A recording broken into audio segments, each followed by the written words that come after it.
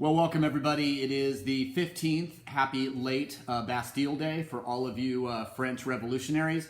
Congratulations, you got your hands on the weapons. Remember, it was not about freeing the political prisoners. It was about getting your hands on some weapons to start the French Revolution. So happy late Bastille Day. So stoked to see you guys all joining in. Love to see everybody piling in early. Welcome to Day Drinking with Wes Hagen. Let's make sure we recognize it is 2020. It is a crazy year, and there's plenty of booze to go around, and a lot of people who made it and sell it that are expecting you guys to help. So let's get to day drinking, and let's get down to what we're going to be talking about today.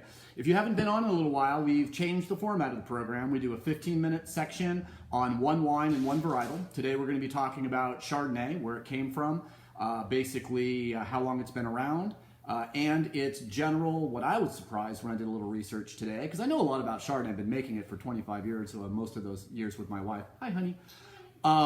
We wanted to make sure that I could give you all the information. I found out some stuff about Chardonnay that I think is quite surprising. So we will talk a little bit about Chardonnay, and specifically we're going to be tasting the 2018 J.Wilkes Chardonnay today. Then when we reset, I'm going to stop the recording, stop the live, and then I'm going to reset a live both exactly where we're doing these on Facebook and on Instagram.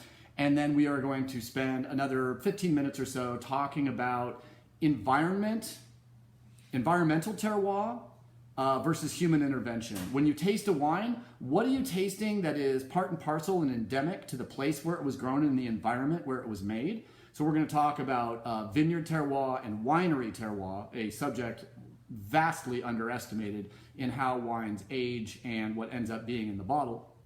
So how the environment in the vineyard impacts the wine's quality and flavor, how the environment in the winery affects the wine flavor, and then what human intervention does to the wine too. So we got some really cool stuff to talk about today.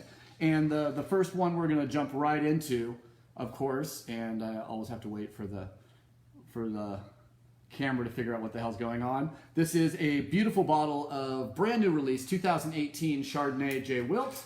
This wine is 100% Santa Maria Valley, 100% Chardonnay. I am not adverse to throwing 5% Albarino or 5% white Riesling into a Chardonnay to give it a little bit of aromatics.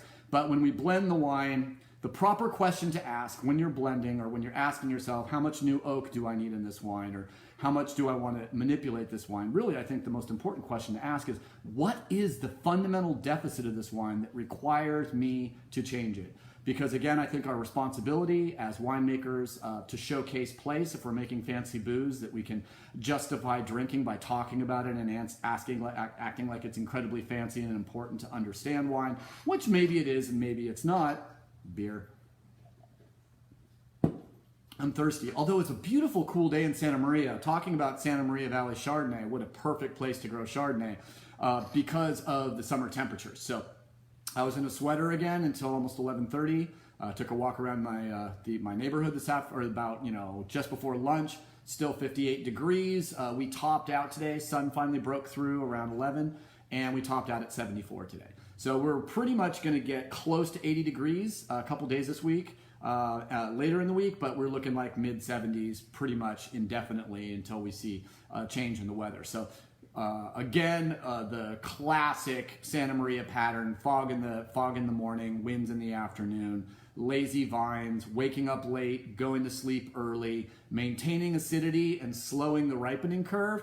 It's all about exactly what's happening in Santa Maria right now. It's the reason we don't have air conditioning. It's the reason why it's one of the most beautiful places to live anywhere in the country. In 350 days out of the year, the high temperature in Santa Maria is between 65 and 85 degrees. Last few vintages, we haven't even gone over 80, hardly at all. But up in Biennacido, we're seeing low 80s fairly consistently, which is just perfect ripening weather, and temperature down into the mid 50s almost every night, which causes the vines basically to shut down and protect their acid from respiring. So cold nights, cool days, that's exactly what you want for Chardonnay. Long cool hang time and the maintenance of acidity so we don't lose it. So let's jump right into this beautiful wine. 2018 again went back to a sense of either old normal or a new sort of surprise. We had 15, which was the warmest vintage, a very warm vintage. Then 16 was warmer than 15, and then 17 was warmer than 16. So we were looking down the barrel of the 15, 16, 17 gun, like saying, are we going to end up starting to harvest Pinot Noir in July if this continues? It was a very difficult moment for a lot of local winemakers, seeing a significant change in the regular patterns we expect and in Santa Maria wine. So, you know, there was a big worry, right? There was a big worry at that point that we were losing a sense of that perfect cool climate, but it came back in 18 and 19. I'm kind of waiting for the other boot to fall. You know, as a winemaker, you get 2 easy years where you ask yourself, do we want to pick today? Do we want to pick tomorrow? Do we want to pick Wednesday? You know, it really was 18, 19 got us back to a real sense of normalcy and spreading the harvest out. So I'm expecting a huge heat spike in September and October to punctuate a beautiful, long, cool growing season. And that really, as you've heard me say before on the show, is really what we expect here in Santa Barbara County. Long, cool growing season punctuated by the heat spikes that we always get in September and October. September being our warmest month of the year, average temperature between 75 and 76 is a high. October, 75, second warmest month. August is our third warmest month at an average high temperature in Santa Maria of 74 degrees. So Santa Maria may be one of the greatest places in the world to grow Chardonnay. I'm going to go Chablis. I'm going to go Côte de Beaune in Burgundy, France, where Chardonnay was first developed as a seedling. This is not a hybrid that was made in a lab. This was actually a seedling, and we know for a fact that its 2 parents were Gouais Blanc and Pinot Noir. So Gouais Blanc, one of the oldest and most ancient grape varieties, probably developed and first came in probably before the 10th century in the Languedoc, southern France. Sort of the cauldron of development for varietals in France for sure. So Gouais Blanc meets Pinot Noir, we get Chardonnay. So it's kind of a bastard grape, and that's why we love it. Is it a Pinot grape? I mean, you know, Wente called it Pinot Chardonnay in the 60s, right? They dropped that, but I guess, you know, honestly, you could argue 50% of the grape is a Pinot cluster. The cluster architecture looks pine cone shaped, so it does have a little bit of that Pinot character. Tends to yield fairly low. I mean, you can get a Chardonnay vineyard to produce 6 and 7 tons per acre if you really push it in a nice fertile site, but most sites that produce amazing Chardonnay, Côte de Beaune, Chablis, you look at Santa Rita Hills, Sonoma Coast, Santa Maria Valley, Arroyo Grande, Edna Valley, are the places that pop out in my mind. Margaret River, if I didn't mention it. New Zealand, Tasmania, make beautiful Chardonnay. The cluster weights can go anywhere from 6 per pound to 2 per pound. So the cluster size really matters really with the tilth and the health and the vigor of the soil. So that's really important to know. You really want to buy Chardonnay from regions that generally have lower vigor, smaller clusters, smaller berries, because that's where you're going to get a little more intensity if that's what you're looking for in about a $20 to $40 Chardonnay. This Chardonnay is usually about $22 on the shelf. I've seen it as low as like $16.99 on sale. I've seen it as high as about $50 on a restaurant list.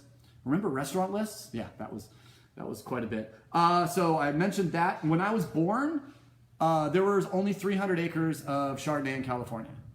1969, mid-60s, really Chardonnay was almost invisible. It was certainly not ubiquitous, and it certainly wasn't heavily planted like it is today. Honestly, when I was born, there was as much Chardonnay as there is Pinot Blanc in California right now. So Pinot Blanc, with its 300 and some measly acres in Chardonnay, shows you just how rare Chardonnay was. So think about how often you see Pinot Blanc and imagine only seeing Chardonnay that rarely. And that's where Chardonnay was back then. Of course, now we're looking at 300,000 acres of Chardonnay. So we have increased in my lifetime, Chardonnay acreage in California has increased 1,000 times, which I guess that would be 100,000%, something like that.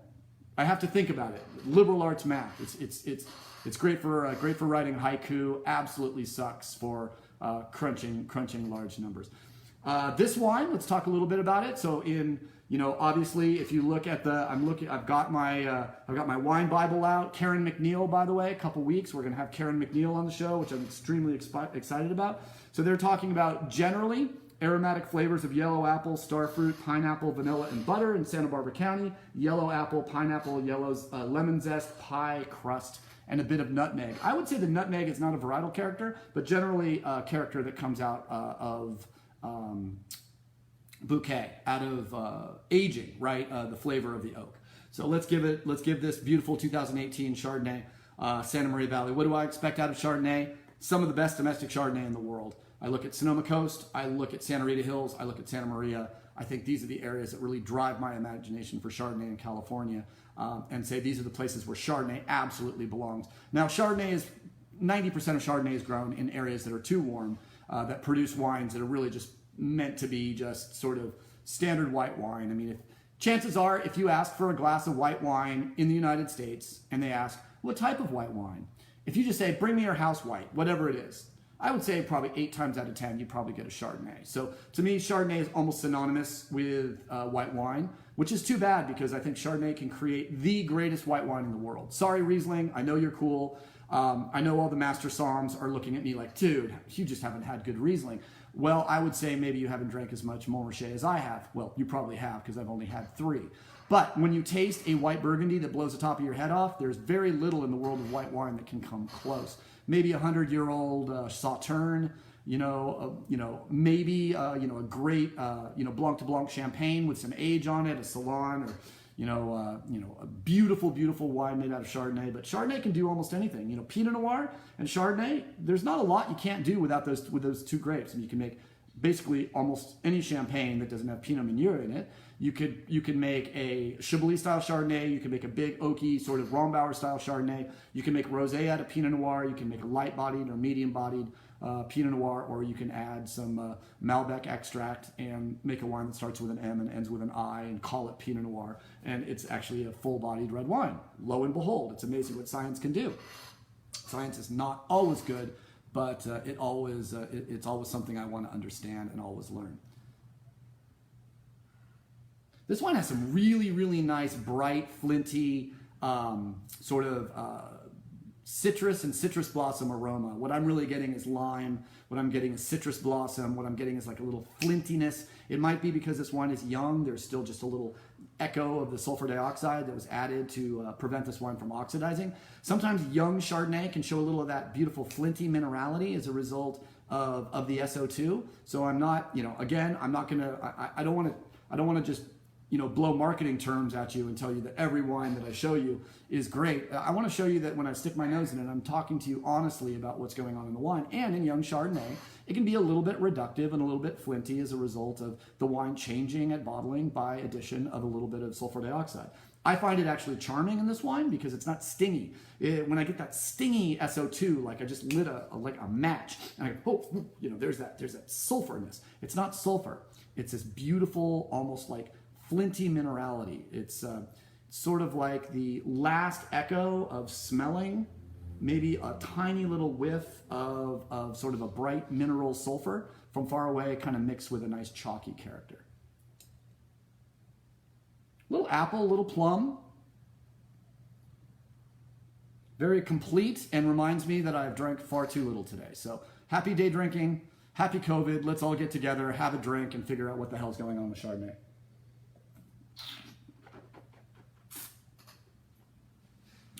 Beautiful, bright primary fruit on the attack.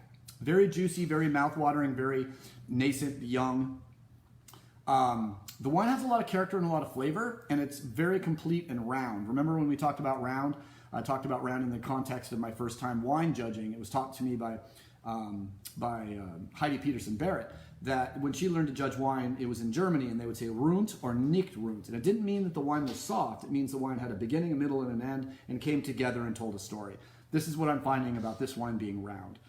This wine, even as it's young, some wines have to earn their roundness, and some wines are born with it. Brian Babcock, who taught me to make wines, always told me great wine is delicious on the vine, delicious when you pick it, delicious in fermentation, delicious in aging, and delicious when you bottle it, and it's delicious once it's young, and it's delicious when it's aged. So he didn't really believe in this whole bottle shock idea that the wine could, which is total bullshit, that it could oxidize and then come back and deoxidize. I do not have a master's degree in organic chemistry, but I do know that once something oxidizes, it cannot deoxidize. I don't even know. There's no term for it because It's frickin' impossibility.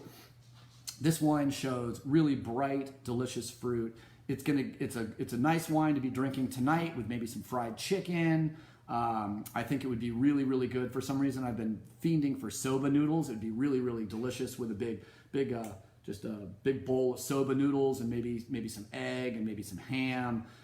Throw in there some veggies and maybe some shrimp or whatever you want in there. A little sriracha on the top, mix it up. Don't make it too spicy. It'll make the alcohol pop. But this wine has real balance, and that's really what I'm thoroughly enjoying about it.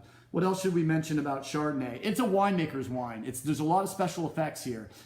It is certainly less Citizen Kane and more Star Wars in the sense that even though Citizen Kane changed the world, Citizen Kane to a certain extent would sort of be like a rock star winemaker learning to use new techniques to show, because Citizen Kane used certain cinematic elements that had never been seen before in movie making. And so Citizen Kane maybe is a bad example.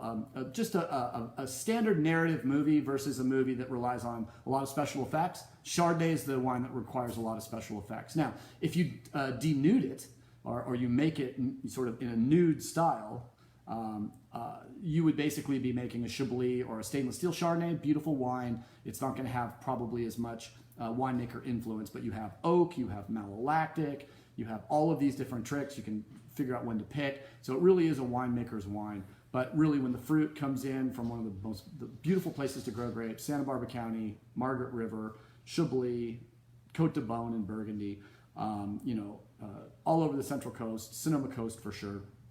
This is where Chardonnay really, really shows its greatness, and really you can certainly see in the history of how wines have shown and have been received. And someone had just mentioned the Judgment of Paris in 1976, and that wonderful Chateau Montelena wine that did not oxidize and deoxidize. That was just something they threw in there because they couldn't show, the intern, basically wet in a bikini for the entire 2 hours. Good film, probably better than Sideways, but that's probably not saying a whole hell of a lot. We were kind of done with Sideways here. It did for us what Sideways did for Santa Barbara, what the Soviet Union did for socialism. So it took us from feudalism to postmodernism without a lot of work in between.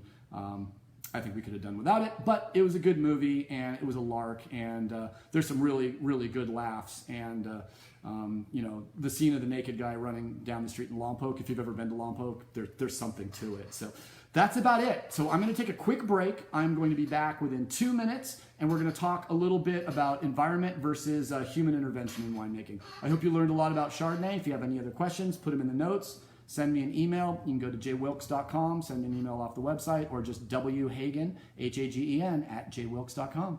Hope you guys learned a little thing or two, and I will be right back for another 15 minutes of day drinking.